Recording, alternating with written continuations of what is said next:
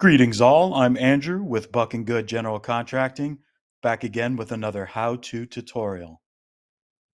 Today we'll be discussing how to clean your AC condenser. We'll go over why they should ideally be cleaned annually, some helpful hints on how to go about it, and some concerns that may come along with it.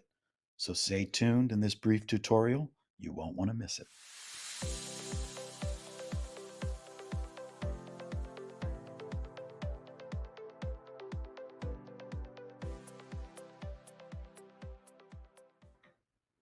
Let's go over some of the items we'll be using today. Here's a can of Simple Green's foaming coil and condenser cleaner, some kind of soft bristled brush to remove debris, a standard garden hose, preferably one that has a nozzle with a shower setting, a shop vac to pump up all that standing water. Although, full disclosure, I forgot to film that part of the video, but just be mindful that we are doing that. And a thermometer to check the difference before and after the clean. But before we do any of that, let's talk about why we're doing this at all. What's the point of cleaning the AC condenser? Well, there's a few reasons. Maybe you're noticing your AC is getting a little sluggish. Maybe you're setting the thermostat to a certain temperature and it's getting harder and harder to maintain that desired temp. And in order to troubleshoot to identify what the problem actually is, it's important to note that an AC is actually two parts. And for the sake of clarity, you can think of it as there's an internal portion and an external portion. And the external portion is the condenser.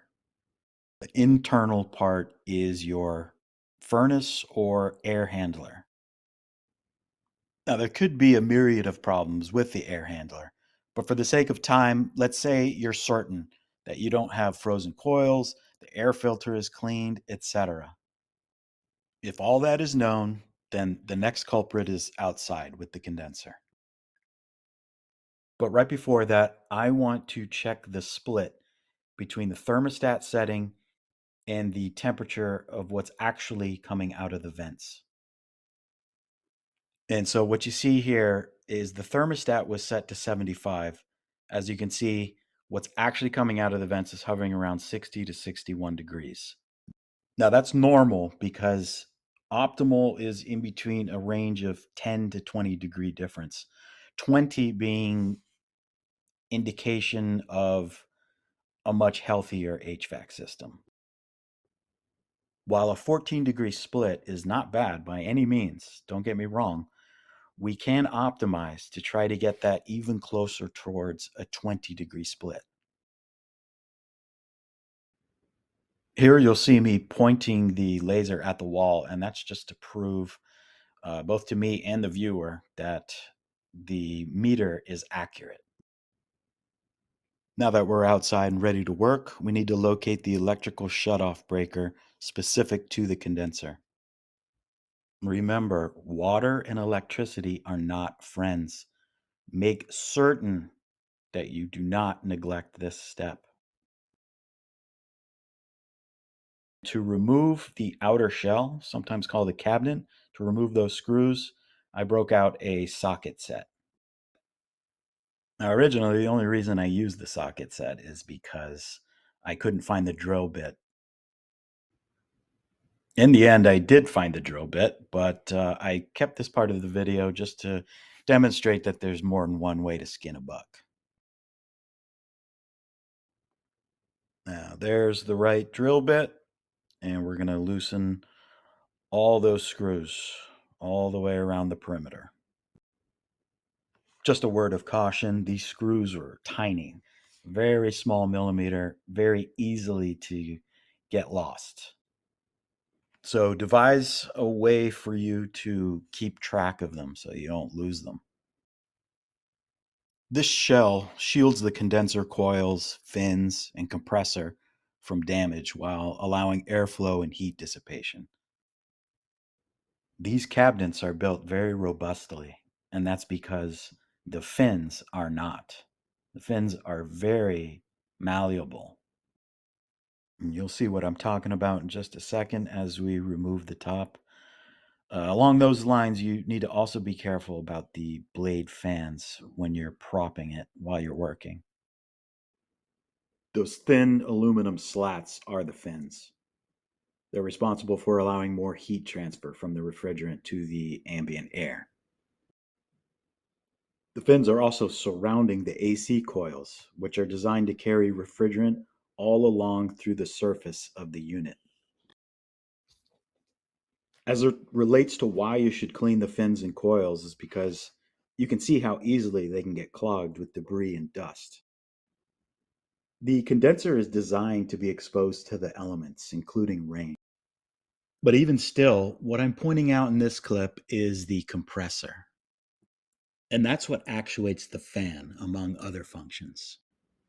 There's a lot of circuitry involved in it. Out of an abundance of caution, you might want to consider protecting it while cleaning it with direct water. Again, it's designed to get a little wet, but an added layer of protection won't hurt. Now that we're starting to look up close, you can see how much dirt, dust, and debris is actually on this fins, as well as the damage to the fins themselves. Because those fins are wafer thin, you can see that any amount of crimping or any amount of occlusion is severely impeding airflow. Because they're so prone to dust buildup and damage is the reason why I want you to use a soft bristled brush. You don't need to be super detailed, but attempt to remove as much big debris from the fins as you can. Once again, as long as you're certain that there's no power running to the unit, you're ready to give it its first rinse, starting from the inside first. The reason I wanted you to use the shower setting is because I don't want too much water pressure hitting those fins, again, because of the damage it can cause. We're spraying the inside and the outside because if you'll notice, there's two sets of coils and fins. Once you're done spraying down the whole unit, we're ready for the next step. And that is bathing those fins with that condenser cleaner. Make sure to shake well and spray in a pattern, trying to avoid missing any spots.